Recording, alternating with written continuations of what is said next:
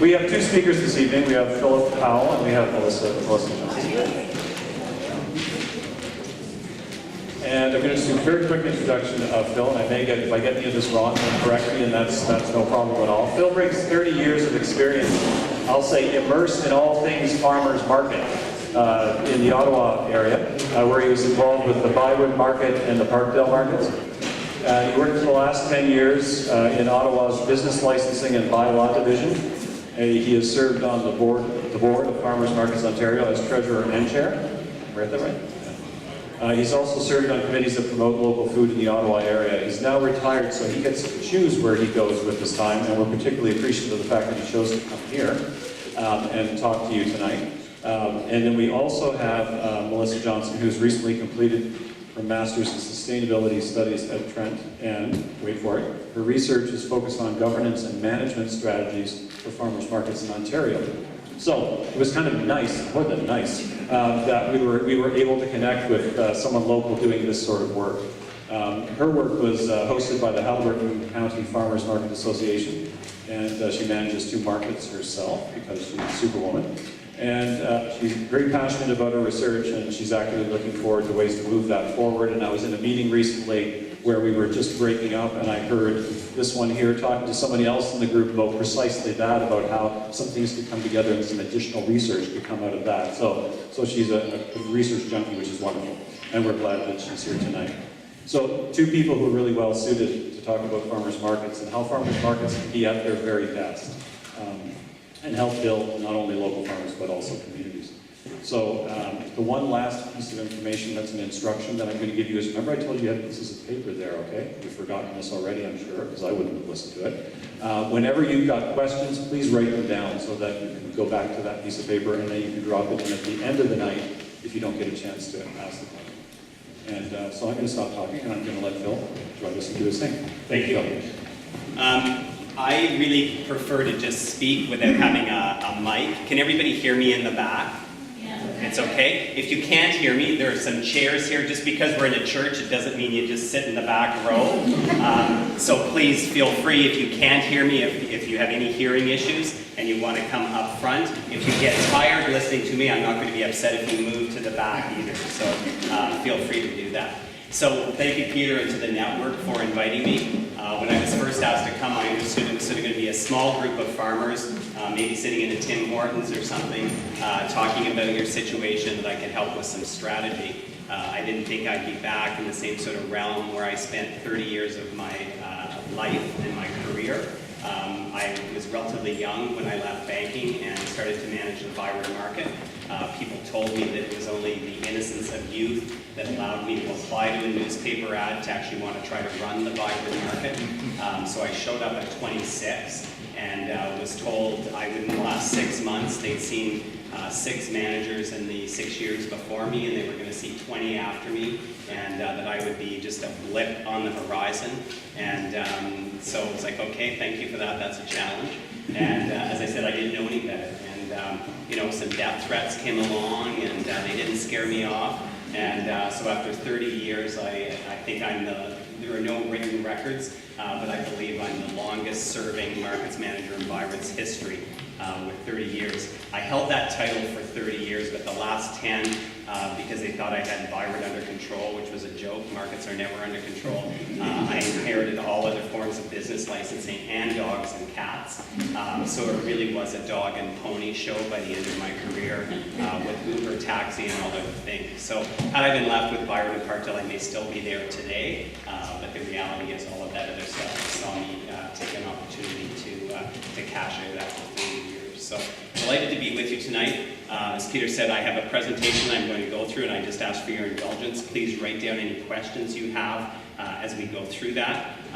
As you probably saw, Melissa and I were struggling. I don't know what it is with technology. I did a PowerPoint because I have more time now, with all kinds of bells and whistles, with pictures showing up at strategic moments and stuff. None of that is able to load for whatever reason.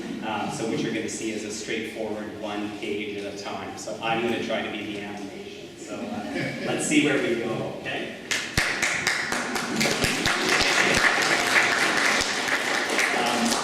So this session, and it's interesting, there's a lot of similarities between Peterborough and Byward and Kingston, just because of their age. So if you imagine, the market, retirement home, if markets could go to retirement homes, you'd have Kingston at 200 years. You guys just a couple of years ahead of Byward, if you can believe it. You were formed, what year were you formed? Is a present from Peter or somebody can tell me? What year did you get established? It's wrong. Come on, you gotta know, there's certain numbers you gotta know. 1856, but they don't say that. Your website says 1824. Is that correct? No. Were you here, Tim? Yeah, 1824. We had 1824. Like all of the things in market, it could be different. Do I have another number? Okay, let's say it's 1824. No one was there then, hopefully, that's in the room today. If you are, please talk to me after. I want to know your secret. So, we're in a senior's home, and you've got Byward, Kingston, and Parkdale was a newcomer at only 90-some years. So these are the granddaddies. So you guys have 2 years on Byward. Established in 1826. Colonel By stood where the Parliament buildings are now, looked down at the swamp, and said that's going to be the easiest place to clear, and instructed the militia to go in there and clear it, and made a market, and the market was up and running in 6 months. And that's how we began. I don't really know how you guys began, but we want to figure that out. But, just like people of the same age, the markets of that history have a certain lineage. We have communities that grew up with markets that have the tradition. It's an amazing thing. But we also have sometimes what's called benign neglect, where stuff goes on forever and people don't address it just because they've all been there, and that's just the way it always was, right? Markets have challenges with that, with regulations. So it's like, why can't you fix stuff like that? There's a huge background to every single issue, why everybody's in the places they're in, how they got there, huge sense of ownership, whether it's one day or not of the week, or 2 days of the week, or like 5 or 7 days of the week. So it's huge. So back to my slides. So Byron's 190 years old. It is a designated heritage district. It's considered Canada's largest outdoor public market. And I think it's really important to have that conversation. A couple people were coming up to me earlier, and we got into the whole notion of, farmers market, public market. There are different types of markets. So Byward, by definition, is a public market, mainly because it's run by the City of Ottawa, owned by the city, and that governance is actually changing at the end of this year. That isn't why I left.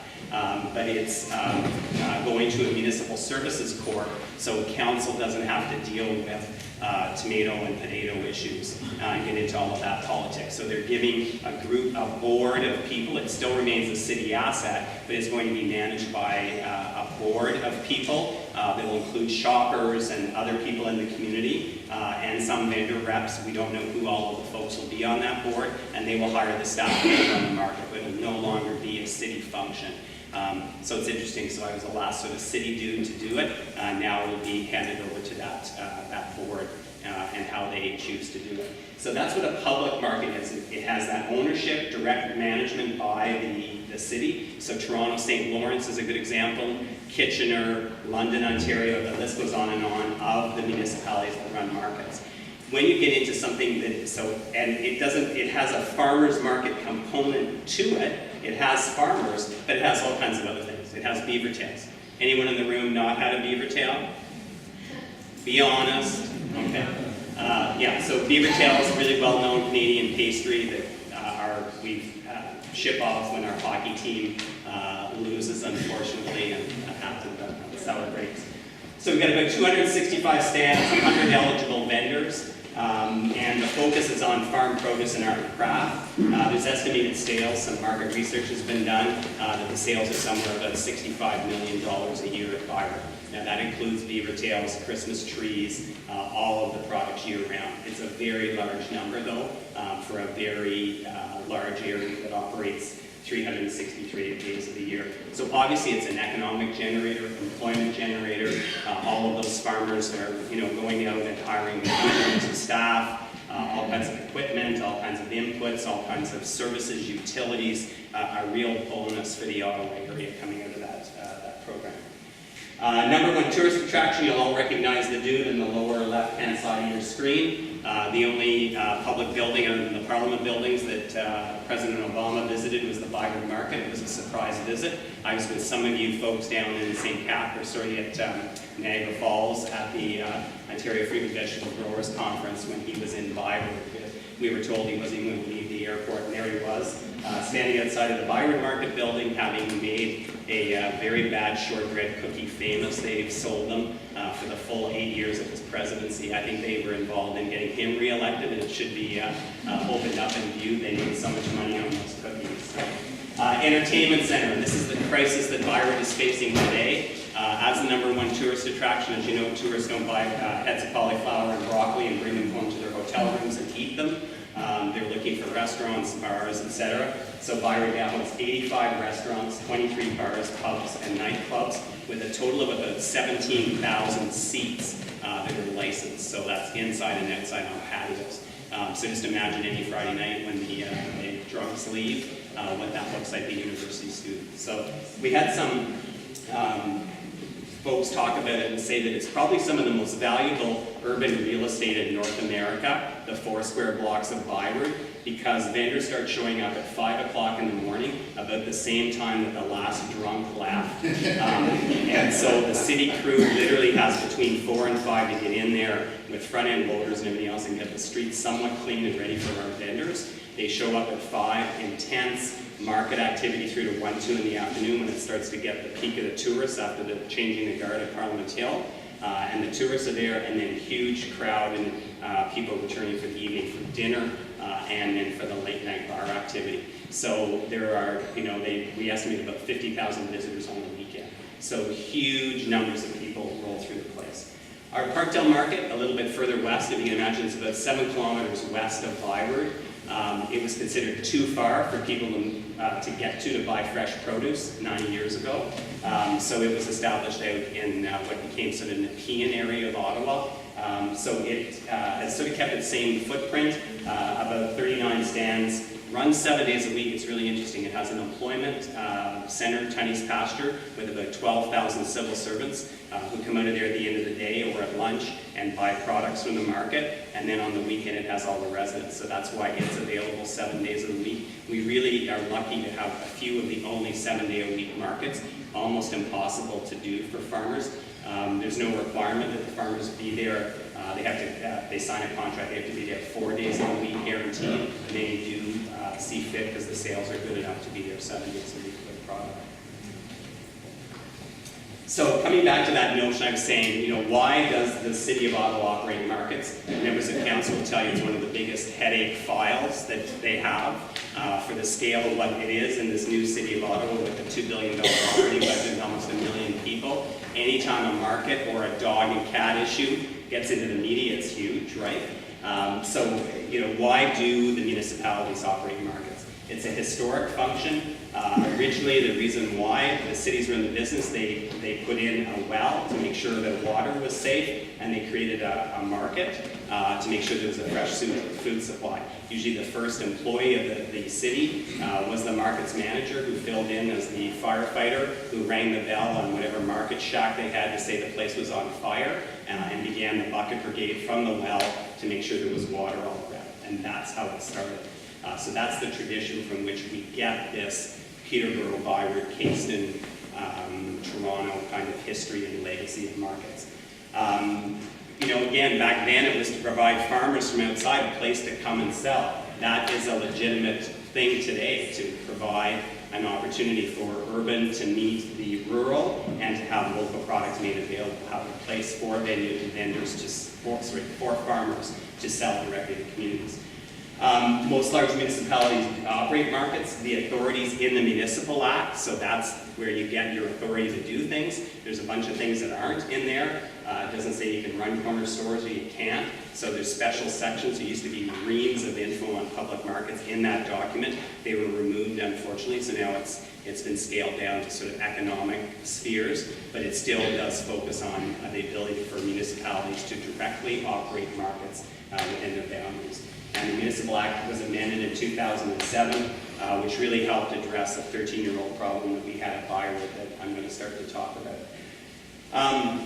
So this was supposed to culminate with the picture of the Guatemalan toque showing up at the end, but this was sort of the toque phase of Byron's 190 years, where we had some issues where we had lost our authority, and I'll deal with that briefly, but we tried to bring a bylaw in 1995, and we were a bit ahead of our time. It was the same time as the common sense revolution in Ontario, where it was less government and less regulation, and we were trying to bring in regulation to focus on farmers and identify them and get better signage and better rules and regs. We ended up being called the cucumber cops and the potato police on national TV and radio. We took it all in stride, and it ended up that bylaw was thrown out. And so a loss of integrity for the market and a loss of erosion in consumer confidence. So it set things up just as other markets were happening everywhere in Ontario. There was a renaissance of markets. That's how it all began. So again, how did we get to that point in 1995 and the 13 years after that? So again, in 1995, we attempted to regulate. It was the only bylaw in Ottawa's 160 years that got thrown out. It was a markets bylaw. Our legal department still really. We had an interim bylaw that was in place for 13 years. And we used those years to try to get everybody working together. We formed a historic thing, if you can imagine, 175 years into operation. We ended up with one standholder association to represent all the vendors. In 1995, when we went to council, we had a growers association that spoke French. We had a growers association that spoke English. We had a buyers and sellers group. We had an art and craft group. It was just incredible that a market issue would come in and there would be 40 people at the mic, and every second person contradicted everything the other person said. And that didn't help anyone, certainly didn't help the decision makers. And so we really worked, we brought in some community development people to work with all the vendors and came up with a process. They used to do a thing where they passed the hat. He who put the most money in the hat got the most representation with their association. And that didn't work particularly well either, right? So we came up with a model that was like the OFA fees and everything else that folks pay. There's a fee associated with our stand, and everybody pays into the association, and their board is responsible for audited financial statements, AGMs, and that everybody gets invited to, artists, grower, dealer, everybody on the market. Beaver Tails gets to be there, everybody on the market, and they've actually turned it now into a celebration. Where they have a meal. It's at Christmas after everyone sort of recuperated for the month of November, and they have a really positive time. And that is a huge bonus of something that came out of that thing that tore the market apart. Literally 1995, my life in 1995 was I would wake up in the morning. If I still woke up, it was like, well, I don't know whether this is a good or a bad day. It was usually bad if I was awake. And I'd go downstairs and look at the newspaper, go to the obituaries. If my name wasn't there, I knew I'd have to survive another day of the market. And then my stomach would, I'd look at the front page. If there wasn't a market story, I'd calm down enough to be able to get a coffee into, and then I'd go through the rest of it. It was just horrific. And the year culminated at Thanksgiving with a story, and those of you who read newspapers, it used to really mean something to be above the fold in the Globe and Mail, and it was Ottawa food fight, and a whole story of the nightmare that was the Byron market. And so that was the year we had, and it literally took years of working with people to sort of, say, contain that and try to figure out how to build a future. How to work together. We had, big group sessions, something called Future Search, where everybody was involved, and that really helped pull things together. So our resumption of consultation with stakeholders, how to get things moving. So in 2006, a group of farmers, because Ottawa had gone through an amalgamation, a group of farmers were not happy that Byron couldn't differentiate between farmers and buyers and sellers because of the Municipal Act. So a group of farmers went to the mayor and there was a council, and they got set up at Lansdowne Park, which was, it still is where the CFL plays. It's where the CFL stadium was. We didn't have a CFL team at that point. The place was not in great shape, and the farmers started a market there. And that initiation going to council caused all kinds of people to say, well, what's wrong with Byron? So they got motions that said, when Byron gets the authority, it needs to start to focus on its roots of being local and for the citizens of Ottawa. So in 2007, there were new powers in the Municipal Act, which meant that Ottawa could do that. and that's when we began in earnest a whole new process called Refreshing a Local Tradition, of a public participation process to hear from all the stakeholders to say, what do you want your Byward and Parkdale markets to look like? And that included vendors of all stripes, art and craft, buyers and sellers, farmers, the beaver tail spokes, patio operators. Everybody was involved in those consultations to sort of say, and surprisingly a lot of them said, well, this is what we thought it was all along, and it really wasn't, but I'll get into that. So by December of '08, and we were very strategic in picking that time so it could be implemented, because always this time of year, everyone gets all wound up, and it's the busiest time of year for farmers. So we undertook through that whole process to say we will only do consultation outside of the busy times so it can be done thoughtfully with the best input. Between now and the end of October is not a good time to get the folks that are farming or involved in the market involved in a consultation process, right? So we know that and respected that. So council approved not only bylaws, because that's the bad B word, right? This is all about regulation and red tape and whatever. I used to love being challenged on that, because I would say, see the Rito Center next door with 120 stores or whatever? They have leases per store that are longer than our whole bylaw.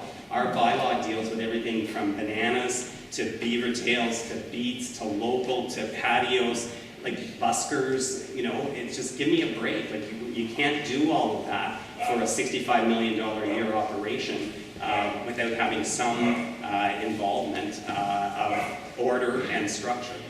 So that's our response to red tape and regulation.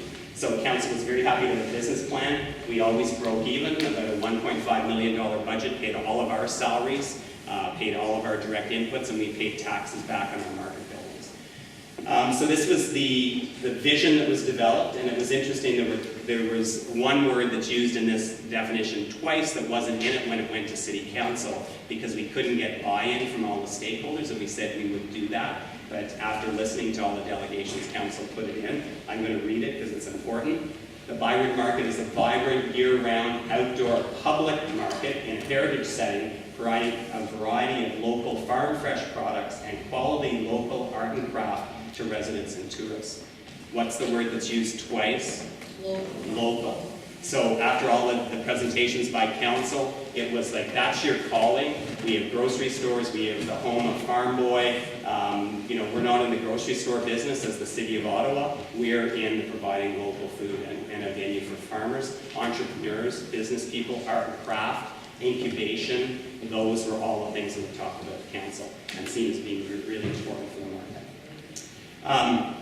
So a piece that's sort of missed, especially when you've been around forever, you don't sort of question how you do stuff or why you do it. You have to hit the fact that farmers markets are called farmers for a reason, and it's farmers with an S and then the apostrophe after, right? That means a collective group of farmers. It's a possessive plural. So that means farmers, more than one, selling their stuff at the market. So all the other stuff with the possessive S means, so if it's hyphen and then S, that's one farmer's market, which there are those things out there, but people use all kinds of different means to describe that. But consumers want food from the farmer. Consumers expect to find farmers selling their homegrown farm fresh products at farmers markets.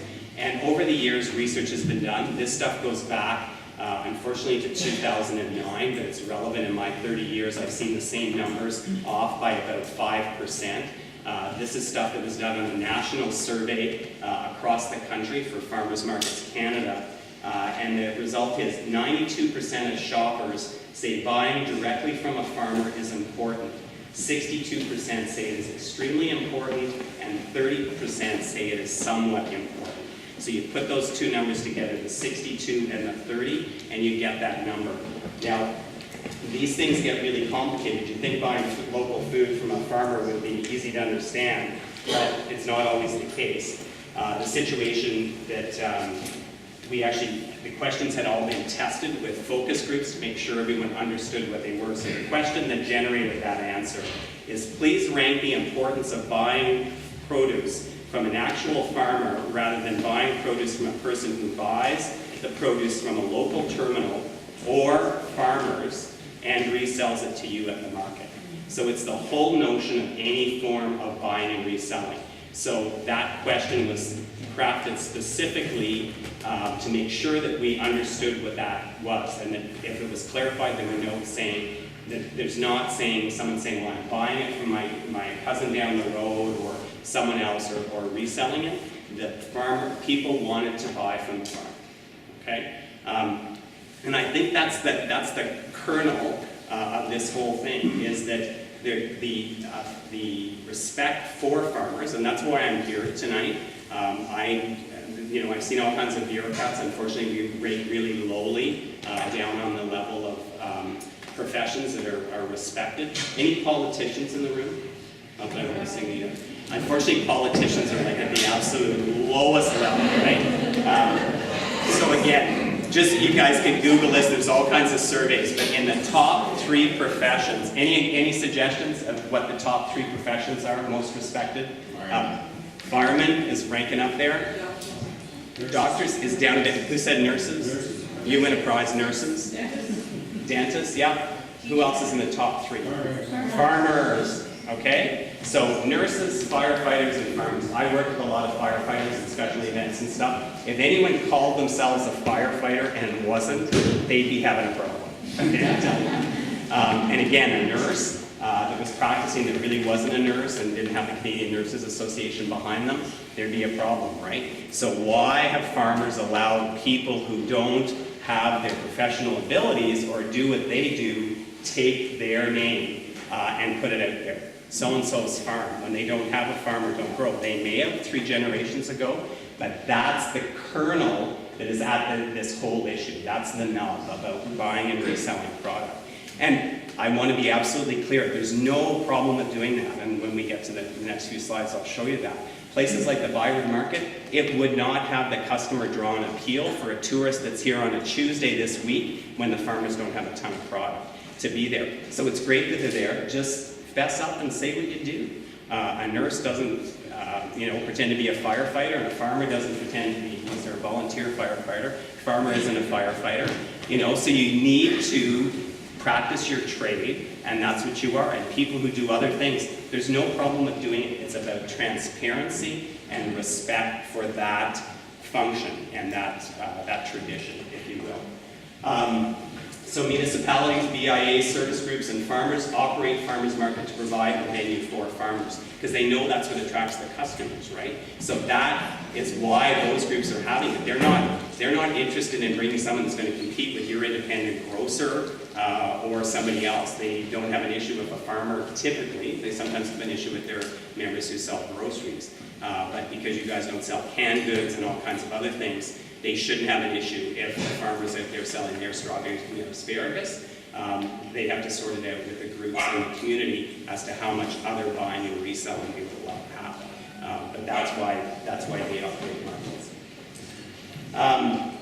Again, we have all kinds of objectives that came out with the market, but I think the most important thing is that using that vision from the top, it was really clear to us as staff who had to work with our legal department to write a bylaw, because the direction was focus on local, focus on the farmer as the primary function that you want, and so it came down to how to get stand fees. So for example, the base fee, our real estate people got involved. And of course, these things are really hard, right? Because they believe a farm stand is worth $1 gazillion. And so we had the vendors work directly with real estate, and they came up with a number that said a parking space, which is 8 feet wide by 20 feet long, 2.5 meters by 6 meters, is the equivalent of $900 a month to rent from the city. That's the value of that, which is about 3 times what we charge to park a car in it. So I don't know whether that makes any sense or not, but that's what they came up with as a number. So right off the bat, they said that is market value, if you will, and a farmer pays half of that, pays $450 a month. Corner stands, no matter who occupies them, pay 25% more, because that's the way it works in shopping centers and other retail areas. Prime spaces pay more. Anyone who uses, any of the refreshment vendors who use utilities, who generate more garbage. The farmers and vendors typically bring all their boxes and everything home, and the customers don't generate a lot of garbage. The refreshment people may generate garbage and should be charged appropriately. So, Beaver Tails, I can't tell you what they pay, but it's a whack more than that, because they're there selling until 2 o'clock in the morning, and it's a totally different operation. They pay all their own services, their own garbage haulage, all that kind of stuff. So it's not, every vendor isn't the same, nor should they be the same, right? They all have different demands on what the market is, and they should be paying up. So that's a thought. Again, the same thing for conditions on renewal. People had to meet their conditions from year to year to be able to do it. There's a picture of Beaver Tails. So again, it's just about establishing all the processes to how to get a stand, how to relocate if someone retires and leaves, what the dailies are in, what the fees are at different times of the year, on and on. But the key element in all of it, and if you only remember one thing and want to write down one thing, it is the next 2 slides, which are the vendor categories that we developed through the process. So, we knew at Byward there was buying and reselling going on, and the big story, the Globe and Mail story about vendors buying and reselling and pretending to be farmers. So we said, as the city, we want a category of farmers, because that's the priority from the direction from council. The same thing from art and craft. We want real people who do their art and craft. We'll also have people who import art and craft, because we're a tourist area and we want that. So we want those 2 categories, farmer and reseller, artist and artist, buyer and reseller. But in between, we don't care. If you want 99 categories or 98 categories, between those 2 categories, a 1% of difference, because that matters to you. Because every time we got into sessions like this after about 6 hours, and some people walked out and whatever, the bottom line, it was about identifying, right? So when we got into it, and we said, you classify yourselves to the association. Again, we put the onus on the association, saying, here's your homework. You canvass your folks, because they don't give us the straight goods, and you tell us how many of them still have farm operations and grow 25% of their product, and how many grow 50% of what they sell over the course of the year. And that means if I stood there and counted how many whatevers they were selling in a day in June versus a day in July, depending on what they were selling, would I be able to come up with those numbers as an average? And you come back to us. Well, guess what? That was that broke it all down, because once we got to resellers and farmers, the area between wasn't that cloudy. It was people that, for mostly their operational issues, who do some buying and selling. So we call them farmer vendors, and they sell mostly what they grow. So farmers, and these are on the signs at the Byward Market. Anyone seen those at Byward? No, it's worth a trip just to see them. So again, that stand width, 8 feet, 2.5 meters, half of that, 4 feet, is that sign that you see, not particularly well there, saying farmer producer with the logos of the market, City of Ottawa, saying it's a farmer and this is what they produce, okay? That a farmer sells only what they grow, and there are issues if they are selling stuff that they haven't grown, okay? The second one, farmer vendor, they sell mostly what they grow, so that's 60% plus or minus. And the way that operates is, we had somebody, it's Bud Perennials, really well known, and unfortunately they've just left the market this year, where they were outside of the city, growing perennials, hardening them in Ottawa, bringing them to the market. It was great to have products grown right there in our community, right? Amazing varieties of perennials. And, but because of the scale of their operation and summer students and everything else, once the perennials were finished, they wanted to have something else, so they got into buying and reselling apples. We had absolutely no problem with that. The signage came down the day that they switched, and as they kept moving their perennials over, they would identify them as theirs. They bought all kinds of apples, which we didn't grow locally. The selection committee had approved it, and they got the dealer's sign. They weren't having both on the stand at the same time. There's a possibility with a yellow sign, a vendor, farmer vendor, that you can have a product that you grow when you identify it, and then the product that you buy and resell for whatever reason. Again, that's your choice. That's your choice of that category. And their fees are somewhere in between. So it's on a daily basis, For a buyer and reseller, daily permit's $50 for a Saturday, $25 for a farmer, $37.50. Yeah, $37.50 for the middle category. So again, everything breaks out based on those three categories. So that's, in the end, what was agreed to, as hard as that is to reach agreement. That was the compromise that the community felt that they could live with, and that's what was implemented.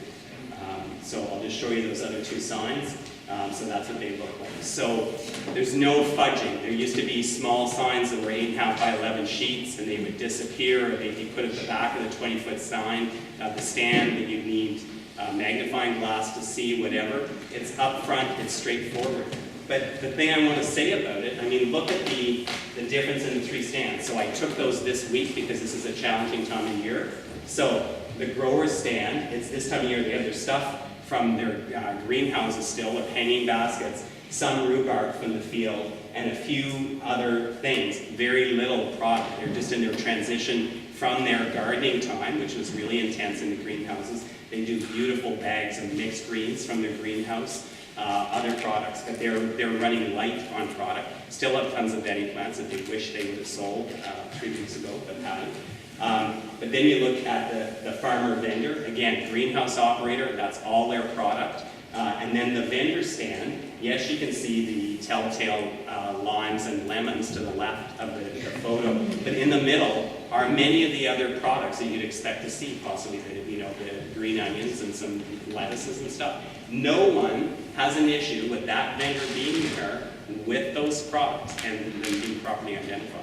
In the good old days, when the games were played, there were people that were called dealers that had been grandfathered and literally pulled out of the main part of the market and pushed off to the side, and they literally became sort of the lepers, if you will, of the market, because they could only sell all the imported products. They couldn't sell anything that was in season, and the grocery stores made sure that that happened. Meanwhile, the vendors in Byron, because local back then, my joke was that they literally called it anywhere in the northern hemisphere, would have BC cherries being sold as local, and again, at Byron, we're really close to Quebec and the Grand Marché in Montreal, the wholesale markets. We had people that had worn out 3 trucks in 3 years doing the runs to the market, right? Buying and reselling truck. So this process did it, but of course, those of you, and I can hear the cogs in everyone's brain, how do you know whether they're the real deal or not? Well, the answer was, and there are any number of people in the room who've been worked with Farmers Markets Ontario, which is the provincial association representing farmers markets. So we took it really seriously, those of us who served on the board, to make sure that we did what was in the best interest of the farmers at farmers markets, understanding that the markets were the members, not the farmers, and we wanted to help them, so there was education and everything else. But what we saw as a collective was the biggest problem was municipalities and market operators didn't have the ability to do the thing we did at Ottawa without a legitimate inspection process, an autonomous verifying process that could do that. And so that's what the MyPick program began. It was launched just about 10 years ago, and that's what it is. So MyPick is a program where the farmers apply to Farmers Markets Ontario to fill out a crop production plan, detailed, saying what it is they're going to sell. The markets get those, not by, this is my heirloom variety of something, but they know what should be on the stand, and if they feel there's an issue with it, they can contact Farmers Markets Ontario, and a verifier will go out, who's a horticulturalist, and check the fields. It's the only way you can do it. You're saying that those tomatoes are yours, let's go see them in your field. Are they the real deal? Let's see your seed bills. Does that match up to what that variety is? Where's the packaging for that? Where's the bill for the packaging? Prove that that's your land that you're on. We had scams in the Byron market where people would rent land from the National Capital Commission. Family of 5, a father and 4 sons. They would the old bylaw required 5 acres of arable land within 75 miles of Ottawa. These folks had 25 acres that they grew pumpkins on, hardly even harvested them, and that gave them the right to call themselves farmers at Byron. So the policies allowed that to happen as well. the benign neglect that I talked about. So to regulate and to create policies, you need to understand farming and how it works. So again, we work with farmers, our board members, who are farmers who sell at markets, and specialists to come up with that program at Farmers Markets Ontario. So we're hoping that that can continue. It's now pay to play. It's $100 for your first application and $50 on renewal. It had been a free program through Farmers Markets Ontario. So there's an opportunity to try to continue that. So City of Ottawa requires that you provide that proof. So that's how we do it. We've got a concern, we send it off to them, and they do the verification to approve that. So that's what it's all about, ensuring homegrown. We've worked in Ottawa with a local brand, so just like, does it taste of the core? What's your buy local brand here? You did though, right? Was it? Okay. And it's no more? It's about to be no more. Okay, that's too bad. Because the province with great fanfare funded a culinary food strategy and rolled that out and tried to get everyone going, because that's when we created Savor Ottawa in Ottawa. But that's too bad. Anyway, there's a way to do that. So again, the proof's important to that, and it's also important that your regulation, that bottom line, that the words local, homegrown, farm fresh, other similar terms are used only to promote products that are grown and produced by the farmer. And the same thing goes with what people hear. We used to have a going joke at Byron that you'd be going down the strip before we came up with the signage, and somebody who would there be at a vendor would have an 8-foot-long sign that said, "Everything grows better with love," but nothing in their stand was theirs. It was all grown by someone else, but in love. But so they had their "Everything grows better with love," and then people would say, "Is this yours?" And they would say yes to that. And I would remind them, usually bi-weekly or weekly, sometimes daily, when someone asks you that question, they don't mean did you steal it or did you find it mysteriously in your yard. They are asking you that because that means, just like is that your child, it means is it your lineage. Okay? So we need a paternity show on the produce to figure out is that yours means yours that you grew. Okay? And if it's not, like say no, it's not. And so that's the issue, and that was the big deal with all of that when the lid got blown off. And the deadline for applications in our process was December 31st of 2008, so we could roll it out for 2009. We all stayed with bated breath, waiting for the applications to come in. And there were 10 people, one of them who professed to be the biggest farmer at Byward, who did not submit an application because the jig was up. Couldn't pull it out of the hat, right, to keep that amount of product and that size of a stand going. So it was easier to just say, that's it, I'm done. So it's interesting when the proof's in the pudding, what it can look like. So that's the Byward and Parkdale story in a nutshell. The other interesting story, I don't know if folks have heard of the Carp Farmers Market. It was one of the first ones that really was part of the new renaissance of markets back in the 80s. And it was all about you either make it, grow it, or sell it yourself. They don't allow any buying and reselling. So it's that scale, that small. They were the folks that then came into Ottawa with a whole network of folks and started it's called the Ottawa Farmers Market, which is just down the canal. You guys are way down the canal from where we are, but they're about 3 kilometers down the canal from Byward at Lansdowne. And so they were there, and then they had to move them out. I got that job because they were having a problem dealing with the board, so they let me do that as well. So we got them relocated for a couple of years while they redeveloped Lansdowne. It's now our amazing multi-use facility, and the Ottawa Farmers Market has gone back. There's something in that, and I helped negotiate that, and it's totally doable. It's called a license of occupation. So just like anyone here who's been to a hockey game, football game, whatever, had a ticket or a concert, hands up. We all have, right? That is a license of occupation. That says you get seat 3B for Shania Twain or whatever the show is, or the Senators, for that period of time under these rules and regulations, and if not, you're gone. That's a license of occupation. So the Ottawa Farmers Market has a license of occupation from the City of Ottawa to run their market at Lansdowne Park with some guiding principles. And the guiding principles have just changed, but that's what they are on their vendor mix. So 51% minimum have to be my pick verified farmers. They don't allow buying and reselling, but they've actually had categories and said this is how this shall work. 25% maximum prepared food, 16% maximum art and craft, and 8% maximum refreshment. Now that is peak season when they're offering. There's some understanding that, like the Farmers Markets Ontario stuff that we quote, the 51%, which is really a Ministry of Health number, that's part of that framework. So those are their rules. So everybody who calls themselves a farmer has to be verified, and they have to, when they're in operation, literally, from mid to late May, June, July, August, September, October, into November, those are the numbers they have to maintain. So they can't say, hey, we've got some extra stands, we're going to fill in the art and craft. Now at Christmas, they take over the cattle castle and they go hog wild. These limits don't apply. They bring in all kinds of other art and crafts and all kinds of jams, jellies, whatever makers, but those are the numbers that they use. All vendors must apply and be considered by a jury committee. And just like the Savour Ottawa stuff, they actually encourage their prepared food folks and their refreshment folks to buy from the market. The best-selling stand at the Carp Farmers Market was back bacon on a bun. When we asked them at one point in time where they got the back bacon, it came from Costco. So it's like, well, there's something wrong with that, right? So those are the kind of things that every operation should relate to it. Now, Beaver Tails at Byron, we're not calling ourselves a farmer's market. They order them from General Foods, whoever they get them to by the truckload, right? The Beaver Tails, based on their secret recipe.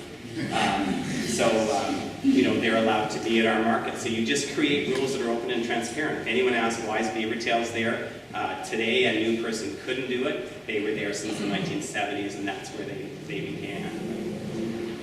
So that sort of in a nutshell is my overall pitch to you. The 3 things to remember, and we'll do it in 3s. 3 most trusted professions. It goes up and down between nurses, farmers, and firefighters.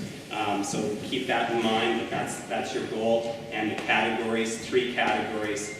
Farmers sell only what they grow. Farmers sell mostly what they grow, 60%. Resellers do not grow, they buy and sell. Okay? That's my presentation. Thank you.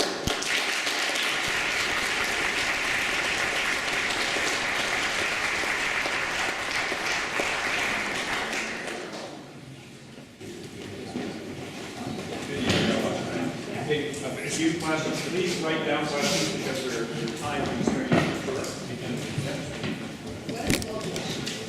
What is local? Who are you asking? Asking me what local is? What do you think local is?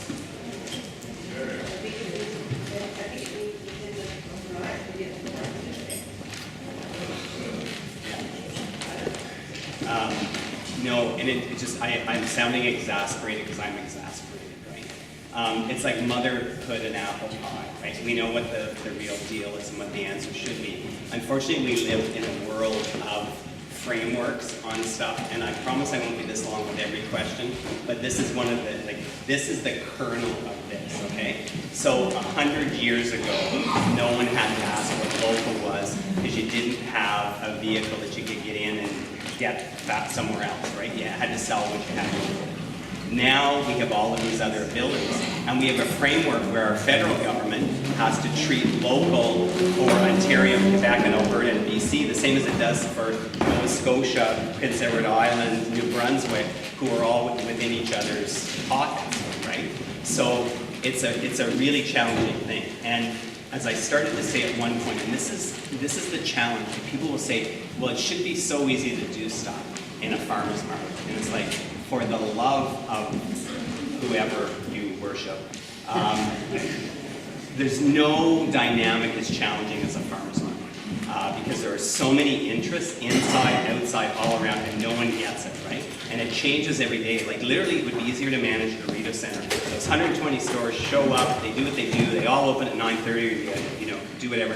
Markets, it's like, oh, my kid's sick, they're not going to be in till later, my cell phone battery ran out, you signed my stand to someone else. So it goes on and on and on, and it's real and it's humans. When we try to bring regulation to it as the administration, the bureaucrats, it's like too much red tape. Don't over-regulate. People don't need what local is. So you're caught between a rock and a hard place. So it all got really, and the other thing that's really frustrating is when you see how things will work as a knee-jerk reaction. So when people talk about the 51% and they say, oh, that's a farmers market's Ontario rule, to be a farmers market, you have to have 51% producers. No, it isn't. That came out of Queen's Park, where we were working with the Ministry of Health to try to get more robust framework for farmers markets to make sure no one died and there were no problems. And it got to be, oh, you're going to put all this red tape on farmers markets. And so they came in the House of Parliament for Ontario, said that's ridiculous, farmers don't need red tape, anything that's got 51% shall be farmers. Like, it would be nice if that could happen, right? So if we could get that tomorrow with a definition of what a farmer's market is and what they can set. So what we have now, and I don't want to say it, I sound like a politician, I'm going around it. The best thing we have is the Canadian Food Inspection interim definition of local, which is the province in which it was grown and 50 kilometers into the adjoining province. That's what's on the books for the definition of local. And that's why you can choose to use it or not, and that's why we get people to move from my farm, use all those other lovely terms, right? And the Ministry of Agriculture and Food ships gazillions of dollars of commodities. And I use this example all the time. How much money is exchanged every Saturday morning in garage sales? Who regulates that? Like, who do I talk to? I got ripped off. I bought a coffee pot for $5 and it didn't work. They guaranteed me it worked. They were gone. I never saw them again. Do I call consumer and corporate? Who do I deal with, right? So farmers markets, most health departments don't even work on Saturdays, so they're not going to get to a farmers market. So a lot of things happen because it's so in flux, right? So what you need to do is come up with your own rules. You don't need to use local. You need to use from my farm, and that's why the My Pick posters in Ottawa say my destination or my distance from the Peace Tower. I am 75 kilometers. I'm 20 kilometers. Most people think it's about a drive. But that's a conversation you can have. You don't need to say, the feds aren't doing anything, the province isn't doing anything, we're not doing anything. You can do something. Start by who are farmers, who are buyers and resellers, and then worry about those other issues. Sorry about that. Arm has been up the whole. Oh, I'm sorry. That's okay. One thing I wanted to ask was some of the vendors, farmers in our market were told that they cannot sell the same product because somebody else is selling it. Is that a rule for farm products? And if so, why? Again, markets set their own rules, and some really small markets, they have a jury committee or the board will decide that they're maxed out, even for the consumer. Like, we had a time at Byward, and again, it was all based on seniority. Like, they treated it like a union, right? So when you went down that strip of Byward, 34 stands in a row, more than half of them were beefsteak tomatoes.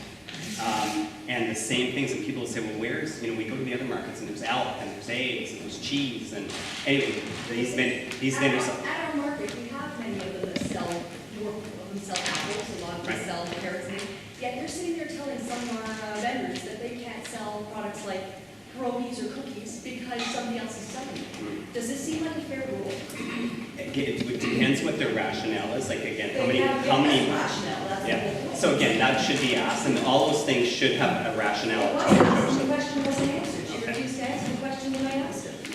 So again, transparency is really important, and it's like how many pierogies does a market need, right? So it's like our thing. No matter how good your idea was to make homemade ice cream, you couldn't get an outdoor stand at Byward anymore. It's the retail. So there could be history on that, but you need to work it out. Yeah. Oh my God. Wow, I can't be, oh my God, I can't be. We have listen, my name is loathed across the country for other things where people have got together at buskers festivals, and the Powell name is vile, okay? We have the only pay-to-play busker program in the country in Byward. We have over 100 buskers every year sign up. So they have to sign up, they have to pay a fee, and they don't get juried or anything, but because we have people just standing. They have to rotate every hour. So there are ways to deal with it. I'm happy to deal with that afterwards. But that's the minutia that nobody gets, okay? Like, we just spent weeks on buskers, and it was on buskers. How about horse and carriages? Like, we were all over TV because of 2 horse and carriage services. Anything else? It's all coming back. This is like post-traumatic stress for me. It's going to be a small question, Yes, a small it's a answer. small question. There's no such thing. I think farmers market should be for farmers, not for people that are reselling. Yeah, so, I mean, you have an option with your market to say it's not a farmer's market, that it's a public market, or you name it something else. Can you repeat the question, please? Oh, sorry, excuse me, that should be facilitator rules. So the question, that it was more of a statement saying that I think that farmers markets should be for farmers only, point final, just that's it. So in a real world, that's what a definition of a farmer's market would be. However, in preparing myself for tonight, because I pride myself on being well prepared, your website says, come and get to know us. The Peterborough Farmers Market, correct spelling of farmers market, started in 1825, and since then has been bringing local, fresh produce from the farmers that grow it. Since then, the market has expanded to include fresh baking, cooking, and crafts, and so much more.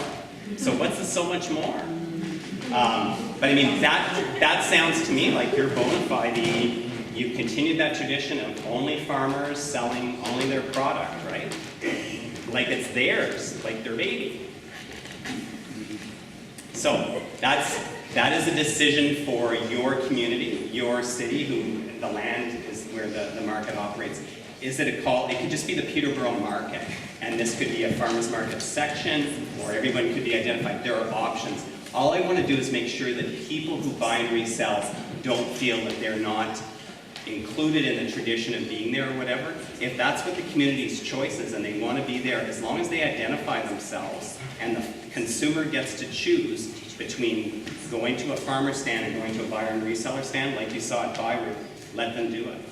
And the response from the consumers at Byron and Parkdale, all kinds of loyalty back and consumers, and it stopped all the fighting and bickering, and it's just totally everywhere now.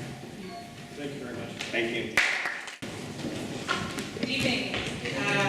Thank you all for coming, and thank you to the network and to Philip Powell for his great talk. I'm going to try not to repeat him, although there may be some reiteration of some of the things that he said. And it's really good to see how many people are here and to know that there are so many people who are passionate about farmers markets. I think that farmers markets are often ground zero for food politics, and it's really vital that communities come together to learn about their market and to voice their concerns and to brainstorm solutions to some of the challenges facing markets. I apologize for reading my notes. I'm a student and all I know how to do is read and write, so please forgive me. My name is Melissa Johnson, as Peter introduced, and I did recently, very recently, complete my master's degree at Trent University in Sustainability Studies.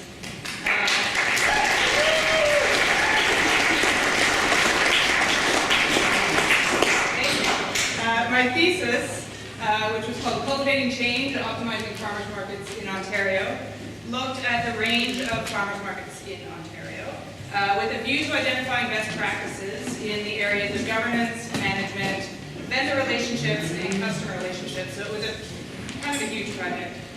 Over the course of the last 3 years, while I was conducting my research, I gained first-hand experience as a market customer, volunteer, vendor, and manager. And I've got it correct, Peter, I am no longer managing farmers markets. I didn't last 30 years, I lasted 1 year. It is a thankless job, let's just leave it there. Tonight I'm going to share with you some of my key findings, with a particular focus on some recommendations that are relevant to the Peterborough Farmers Market. But first, I'm going to briefly describe my research project. I'll try not to stand across the slides too much.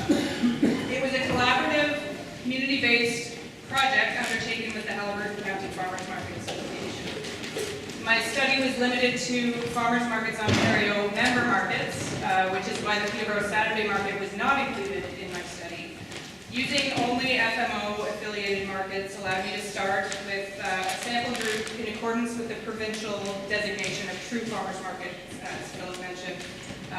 That means that the members, the markets in my study, all had vendor pools of 50% plus one primary agricultural producers. My findings are drawn from interviews with 17 market managers and administrators from all across Ontario, and you can see from the map the distribution. You can see also that most of these markets were in the southern part of Ontario, except for a couple, and they did tend to be around the urban centers. And so these are the voices that informed my results. I should also note that all of my participants remained anonymous, which allowed them to speak freely about some of the challenges that their markets face, and it also kind of speaks to how very political farmers markets can be, as I think everyone in the room understands. So just for fun, I organized my key findings into the 4 Ps of farmers market performance, and I've illustrated them in this web pattern to sort of indicate how intertwined they all are, as you'll come to understand. So we begin with the principles. These are the foundational sets of beliefs and intentions of a farmer's market. Markets used to serve a relatively uncomplicated purpose, which was to get food from the countryside into the hands of people who weren't involved in food production themselves. But since about the 1960s, with the birth of the modern environmental movement and major shifts in agricultural practices, the purpose of farmers markets has evolved. Farmers markets today increasingly represent an alternative to a food production, distribution, and consumption system that has eroded our trust in food safety and quality, that has exploited and marginalized food producers around the globe, and that has threatened our health and the health of the planet. One alternative, a localized food system, despite the hype, is not about serving a trendy, privileged hipster demographic. It is about social justice and food system sustainability. As such, farmers markets need to really be clear about their commitment to local food, and this again harkens back to something that Philip was talking about. So the commitment to local food and the people who produce it, they need to really put a lot of thought into what local means to them, because as you ask the question, what does local mean? Everybody's sort of coming up with their own definition, and so that's something that I think market by market they need to really be clear about what it means. And also, these things need to be put into writing. And so whether that's a mission statement, a vision statement, a mandate, and of course, many, if not all markets do this. And I just grabbed these examples from various market websites. You don't need to read through all of them, but the point is I've highlighted that they all mention local, at least one time. And a couple of them do, one says only kilometers away, one says 100 kilometers. So they're sort of getting close to a definition of local. I also visited the Peterborough Saturday Farmers Market to refresh myself as to where they stand, and I found it interesting that they describe a grocery store and then they talk about why a farmer's market is not a grocery store, and I think that's pretty important. The things that I pulled out specifically are that grocery stores take money out of the local community, farmers markets keep it in the local, and it keeps the profits in the hands of farmers. So that's an excellent mandate. I think that's something they should really be proud of. But the thing is, the key is the word commitment. Farmers markets need to not just pay lip service to their local mandate, or they risk diluting the term local to the point of meaninglessness, as we've seen with other promotional words and phrases. This is one of my all-time favorites. I like the natural Cheetos specifically. So, you know, local does tend to start to mean nothing after a while when you just throw it around. So having integrity around the local food pledge is crucial because of the people. And so, can I see a show of hands? I think some of you are customers, but I think a lot of you are also vendors in here. So this is sort of, well, it's for everyone. I want to see a show of hands. Who would say that one of your top 3 reasons for shopping at the farmer's market has to do with the social aspect? Yeah, that's what I expect. And then more that it's about supporting your local food producers? Yes, absolutely, great. So as much as the relatively recent upsurge of farmers markets is a response to customer demand, it's also a response to the need for marketing outlets for small-scale family farmers, food business entrepreneurs, and critically, for food producers committed to sustainable practices. The economic and regulatory landscapes do not tend to favor these people, and it can often hinder or even destroy established businesses or prevent fledgling businesses from ever getting off the ground. Farmers markets are uniquely positioned to support these people, and they need to continually look at how they're doing so and evaluating how successful they are at doing so. Most of the markets in my study emphasize the importance of supporting local food producers and making sure that they're making a decent living. But here's where it gets tricky. Vendor success does not come at the expense of other vendors. Farmers markets can operate like other more cutthroat business arenas. For a farmers market to thrive, it has to operate as a collaborative enterprise that's deeply committed to community development. Farmers markets are central to the growing awareness that we can't operate in isolation from one another as self-interested consumers or as aggressively competitive profit seekers. I think we all know where those roads lead. Those are the attitudes that are found in the corporate global food system, and farmers markets must continue to stand outside of that system. And so the majority of my interview participants used terms like working together as a team, happy family, in it together, harmonious environment. And they did so because fostering this atmosphere is a high priority for governing bodies, at least they say it is. It helps to attract and retain loyal vendors, and is a major motivating factor for regular and loyal customers. And so in aid of building this collaborative, community-minded ethos, it's vital that decisions not be made in a vacuum. The operational matters that are usually in the hands of the governing bodies and managers must take vendor perspectives into consideration. After all, these decisions directly impact the business performance of each and every vendor. For larger markets, the prospect of consulting with or reaching consensus among all vendors may not be feasible or manageable in every case. But there are ways to provide platforms for all voices to be heard. And they are certainly worth implementing in the interest of democratic engagement. So some examples that I've got here, depending on the number of vendors and the organizational capacities of the farmers market, include regular meetings with all vendors, and these could be held biannually, on the shoulder seasons, or more often if there are decisions coming down the pipe. Another possibility is private Facebook groups that all vendors are invited to join, and this allows them to voice their concerns and opinions on an ongoing basis. And then another option is regular vendor surveys that can be open-ended, asking vendors to submit comments or suggestions or complaints, or they can pertain to specific operational changes or decisions.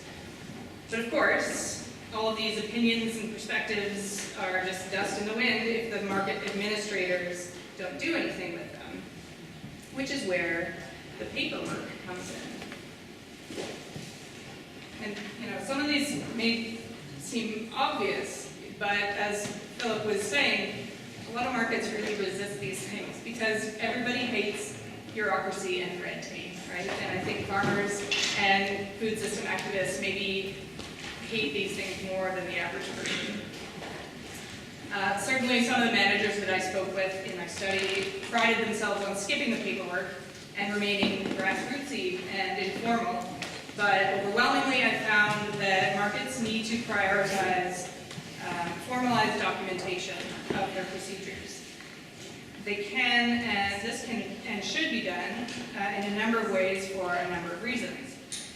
Having clear rules and regulations and bylaws to which vendors and governing bodies can refer in moments of conflict is crucial. These promote accountability among market stakeholders, and they lend stability to market operations.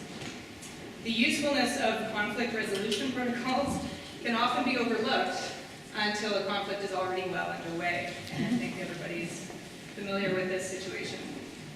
Farmers markets would be wise to have something in place, such as a policy on harassment, abusive conduct, discrimination, and workplace violence before such time as it's needed.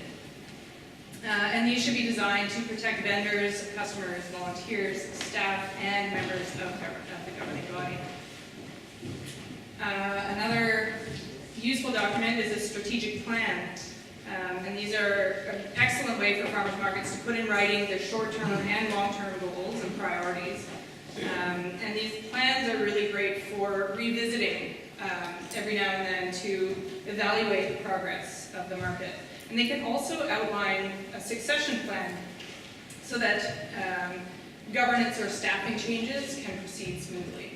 And that was something that came up quite a bit in my research as well. People concerned about how to hand over the reins of a farmer's market to the next generation without a huge disruption. And finally, a memorandum of understanding or some similar agreement with the city, the landlord, or the external organization, whoever you are working with, that outlines a long-term commitment to the farmer's market. This is really important given that markets are occasional and temporary tenants in their sites, and they may not be as high a priority as they would like to be. And so an MOU can provide security and predictability, and they can ask that the farmer's market be taken into consideration or that the governing body be consulted should there be any changes or disruptions to the site or circumstances of their tenancy. And so with these recommendations, I've outlined a number of tactics that can be undertaken internally among farmers market administrators, but I imagine some of you here are customers, and so you may be wondering, what can you do? Well, assuming, and I do know that most of you are strong supporters of local food and local producers, it's important that you be vocal with your support. The notions of voting with your wallet or with your fork are great, but passive consumption can only go so far. We as customers also need to ask questions and come to information sessions like this one and learn about what's going on behind the scenes and spread the word. We need to demand that our farmers markets live up to their mandates and hold true to their principles, and not just take for granted that they are doing so. We need to talk to the local producers and food business people and advocate on their behalf. And we need to offer our assistance, in whatever form that takes, in the face of wrongful conduct. And I won't get into the details of what that wrongful conduct might be, but we can all discuss that now, because that's it. That's all I got.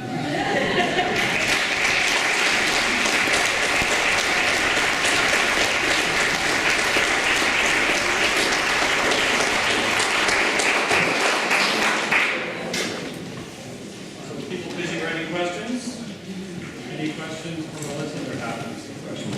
One question? I know you have your master's now, where do you go from here? So the question is, where do I go from here? And that is the question no recent graduate wants to Now, I'm actually, for the summer at least, I'm working up in Halliburton, and I volunteer with an organization called Harvest Halliburton. And they advocate for local, sustainable food system development. And so that's where I'm at for the short term. Long term, who knows? Okay, you spoke about the collaborative enterprise and how that can sometimes become cutthroat. Yes. Can you please talk very briefly about reconciling that with what the young lady over here talked about in terms of exclusive vending? Yes.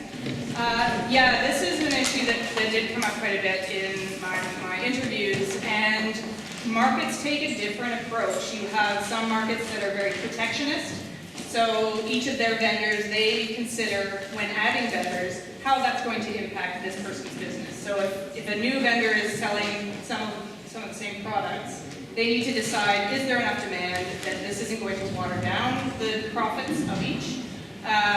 But it's also something that you see more, in my experience, in smaller markets. So the smaller the market, the more they need to worry about that. Larger markets tend to be a little bit less protectionist in that way, and they're just interested in adding vendors wherever possible. I agree, though, with Philip that these things need to be very transparent. They need to be discussed at length, and vendors need to be consulted on these decisions, because they will impact the profits of each vendor. Thank you. You talked about dealing with wrongdoing. You talked about dealing with wrongdoings. Yes. How do you have oversight when there's no oversight in place? Yeah, if we're talking about one market in particular, once a market is very well established and very large, these things, I think, become more difficult. Because this is the way it's been, and there is this idea of history and legacy behind the way the market is currently operating. So the idea of having to change anything is, like, forget it. Approaching this, I think that some of the efforts that I'm hearing about, which are bringing in new perspectives into the governing body, is really, really important. It's a slow process. It's definitely not going to change overnight. But absolutely having a balanced governing body and asking that the governing body be accountable to their mandate, which should be local food, which is local food if we revisit the words on the website. I think that's one approach. I think a very important approach also to dealing with markets that are being unfair, let's say, to some vendors, is to bring the public into the conversation, because customers at a farmer's market are huge advocates for the vendors and for this idea of local food. And if they're just happily going to the market and they have no idea that there is this huge political battle going on, they won't, they'll just pay the money and leave. But if they are brought into the conversation, and if they're influential people, even better. I think, though, that word does need to get out about the specifics of the wrongful conduct. I'm trying to be neutral here. Peter, could I just add something to that? Will you take a friendly amendment? Yeah. My other comment on that whole notion of governance is that municipalities, and it became super clear to me when I assumed responsibility for taxis and other things, municipalities didn't see Uber coming because they were so busy dealing with the taxi drivers that were before them. And the same thing happened. So in the 60s and 70s, it was a disconnect. The reason why cities, municipalities have markets, encourage markets, is to provide the service to their citizens, not to the people who sell there, the vendors. That's not the stakeholder group. The reason why they do it is a broad service to the residents of Peterborough. So the residents of Peterborough should be saying that's what they want in the market, not a group of market vendors. So, again, let's use the Rideau Centre. The Rideau Centre is not run by the 120 vendors or national chains that are in there. It is run by Cadillac Fairview to squeak out every dollar. That's their mantra, right? So the same thing, a farmer's market should be run by a body whose interest is the community, to say, let's have a community table. Let's, reach out. How do we reflect what's best of Peterborough, what's going on in Peterborough today? Not just, we've always done it this way and these people get to run things. So, municipalities have learned some really hard lessons with the taxi industry, that the real reason why they license businesses and get into those things is for the citizen, not just for the vendor group, not just for the taxi driver, not for the dog. And if I can add to your addition.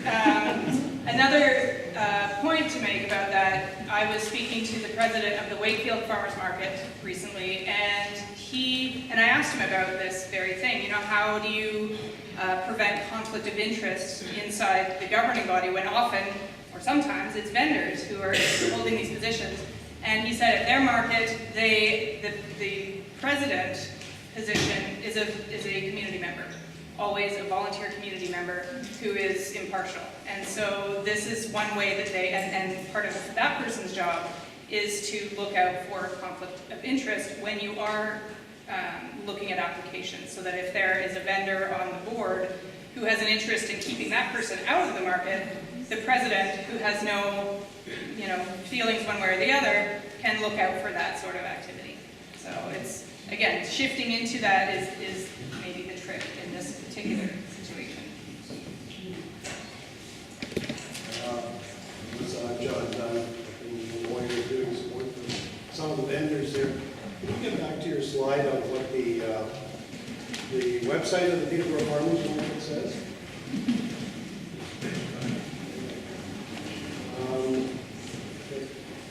Everybody literally have that focus in their brain what that says, but did you interview the market manager at Peterborough Farmers Market? Not at the Saturday market. Did you request him? No, because I was only looking at FMO members, and Saturday market is not. So. What's an FMO? Sorry, Farmers Markets Ontario is the it's the organization that advocates and promotes farmers markets in And Ontario. public markets, the whole tradition, right? Right. And Peterborough's not a member. Yeah. Peterborough And Markets. We used to be, it used, yeah. when I was president. Yeah, and the reason I limited it that way was so that I would start with a true farmer's market in my study, which means 50% plus one agricultural producers. So that was just an easy way to kind of get at that sample group. It's not going to be a second question. What's that? It's not going to be a second question, is it? Because we've got other people too. Go ahead, quick. I'd like to focus on that. Philip said earlier about who's allowed in the Ottawa market, and labeling is the big thing there. We don't have any labeling in Peterborough. This statement applies that we don't have the pure resellers, but we do a large number.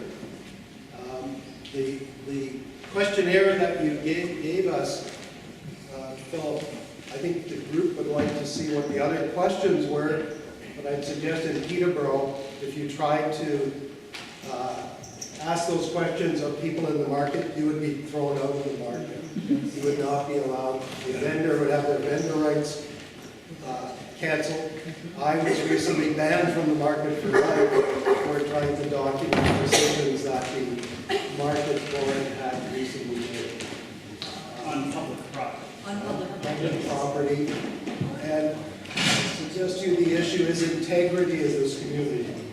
We need integrity. We need labeling. And we shouldn't have a farmer's market that says we don't like grocery stores taking money out of the community, but we're perfectly fine with pretend farmers trucking in food, barrel food, selling it as disguised farmers. That's what this issue is doing. It's very disappointing. We don't have any city of Peterborough representatives. We've got more than one question. If you have one, I just want to share it around. Did you still want your question? Yeah, and I'm sorry, it's not actually a question, but I just did want to make one point of clarification here that we're talking about the Peterborough market. Just to be clear, we have 7 markets in Peterborough County, okay? And one of them in Lakefield is actually my pick verified in the same way that Philip was speaking about. So I just think that if we're going to use the term the Peterborough market, just to be clear, let's make sure that we know that in that case, you're referring to the Saturday market. Yes, okay, just point of clarification. I am not a vendor at the Peterborough market. I am a customer. And I am speaking, you're saying we should speak on behalf of our vendors, right? I confronted the president of the market and asked her about the confrontations that were going on. And I was told it was none of my business. Now, why is that? I asked her question. I wanted to hear her side of the story. And I was told she couldn't discuss it. It was none none of my business? I'm the customer. Why is this none of my business? It is your business, Okay, is the well, short and answer. shouldn't our president of our market know that? Yes. And be willing to discuss with me, we're talking about transparency here? Yep, and I think it would be good if the president of this market that we're talking about heard similar questions from more people. An onslaught of these questions would be great.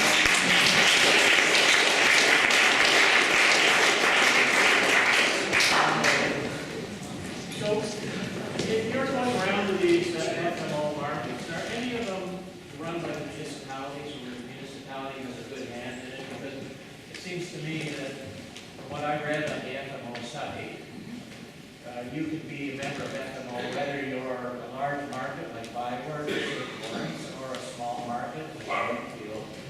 I just wondered whether any of the markets in your study had a municipal hand in it and whether you second question is whether there's some advantage to having a municipal hand in overseeing that the organization is run, I would say, in harmony with the efficiency. Yeah. So yes, so the first question was, were any of the markets that I spoke to municipal-run markets? And they were. There was a huge range of different ways of running markets in my study, which kind of made it difficult to make any generalizations at all. Because markets are, every single market has its own way of operating. What I did find was that partnering, not necessarily with the municipality, but with some external group, whether it's a BIA or Chamber of Commerce or some sort of formal partnership like this, is an excellent idea for markets because they have resources that they can share with the farmers market. It also occurred to me that their priorities may not be exactly the same, so it's very important that when you form a partnership like this, you lay down exactly what your expectations at the farmers market are and what their expectations are, what they're going to get from the partnership as well. So I think once that's documented, and again, I can't stress enough how important formalized documentation of all of these things is really going to help you down the road when you do come across some kind of conflict of interest or some, you discover that your priorities part ways. So, yeah, it is a good idea for farmers markets to not just be operating sort of in isolation and where city or municipal people can just sweep in and say, okay, we're moving you over here now, and you can't operate on that day anymore because of this. So just as kind of a corollary to all that, it seems that part of what's coming out of this is that having good policies, having transparency, and having people that are willing to participate in ensuring that means you can have a happy combination of farmers, farmer vendors, and vendors will try and use survivor definitions so that these people aren't in conflict. Yeah, absolutely. Okay, we are very, very close to time. Here, we'll come in to that. I'm a vendor at the market, and we as vendors do not have the protection that we need to stand up for our rights against the board, in particular, the member of the board that stands the highest position.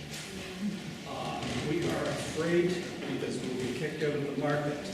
We have been harassed, discriminated against. Stand up. We have been harassed, discriminated against, everything possible.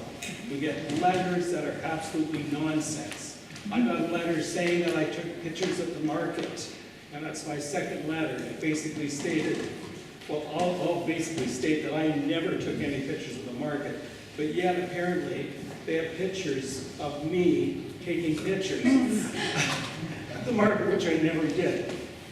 We want protection. We have had people that have been kicked out of the market. We have people that are on the verge of being kicked out. We have people that are afraid of the market.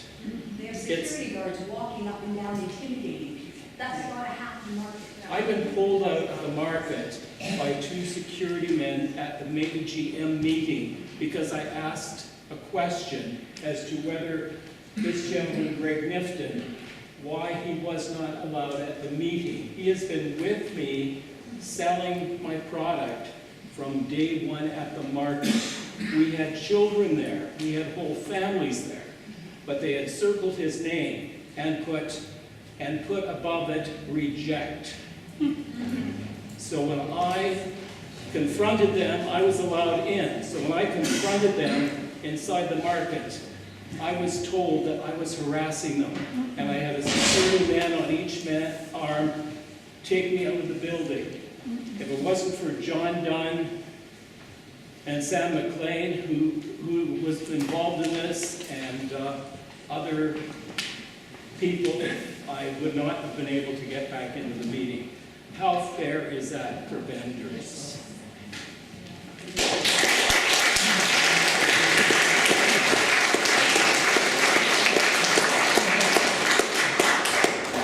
Brian, what should we do?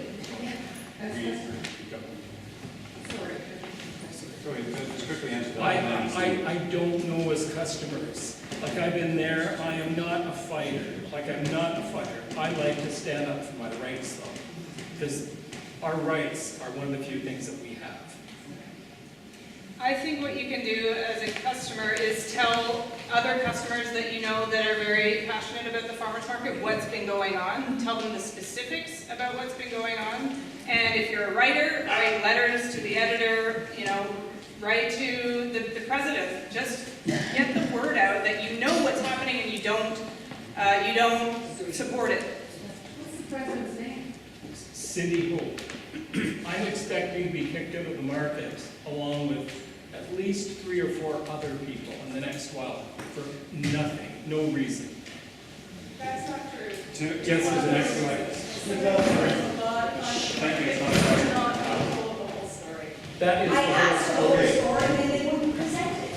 I went to Cindy and she said, it's none of my business. We can have this conversation whenever we get to next meeting, which is about to happen. We have one more question left on the floor. Somebody could ask a question rather than making statements.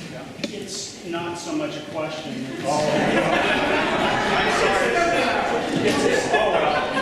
It's a statement. I, at one point in time, was the president of Peterborough Farmers Market, the Saturday market, and it really does distress me that the board seems to be totally rogue, that they're not presenting minutes to the members about what is discussed and what has been voted on. My understanding is that not necessarily all board members are invited to a meeting.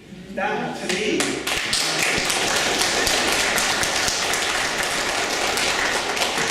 can't operate that way, and certainly that just brings up the whole transparency issue. The board was always volunteer as vendors and looking out for the best interests of the market, not the best interests of each individual person that was on that board. And I'm afraid it sounds like there are a number of people that are on that board that are looking out for one constituency and one constituency only, and those are the resellers. And that is a real problem. And I really would like to see a situation where the board is a mixed board of members of the community, not just vendors from the market.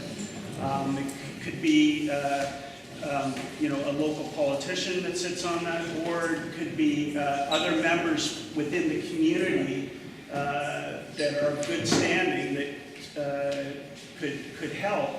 The other thing I'd love to see is that members of the community are invited to come to the AGM and ask questions.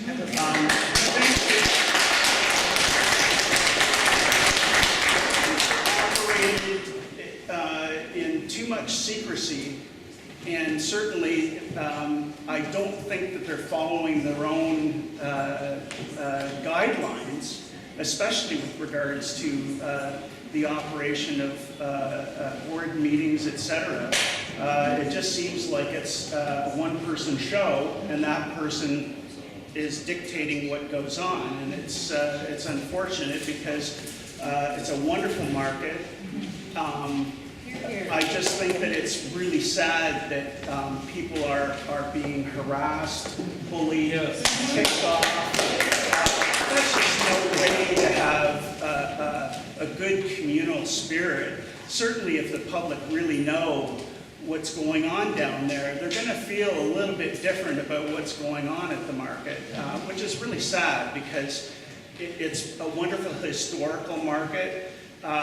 They've tried to broaden out the representation on the market of the various vendors. You know, I thought that when I was on the board, right from being sort of a low person on the totem pole, that we really worked together as a board really well. And now it just seems like you are open to the situation that people that have a different agenda can really hijack things, and that's really unfortunate. I don't know what the resolution is, but I would suggest that something where there's some kind of mediator that comes in to bring parties together, because my sense is that the resellers are fighting back big time, thinking that people want to get rid of the resellers. And I think Philip has suggested it's a big enough tent for all people to still participate, but be transparent about it, not pretend that you're a farmer. And I want to add to that last part.